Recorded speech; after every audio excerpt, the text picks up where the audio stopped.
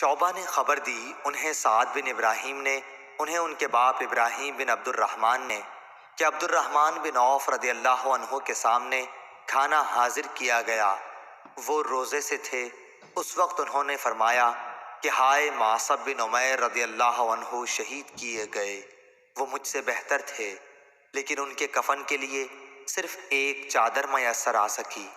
اگر اس سے ان کا سر ڈھانکا جاتا تو پاؤں کھل جاتے، اور پاؤں ڈھانکتے تو سر کھل جاتا۔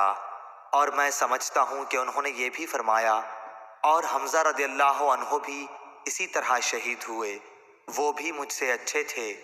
پھر ان کے بعد دنیا کی کشادگی ہمارے لیے خوب ہوئی، یا یہ فرمایا کہ دنیا ہمیں بہت دی گئی، اور ہمیں تو اس کا ڈر لگتا ہے کہ کہیں ایسا نہ ہو کہ ہماری نیکیوں کا بدلہ اسی دنیا میں ہم کو مل گیا ہو۔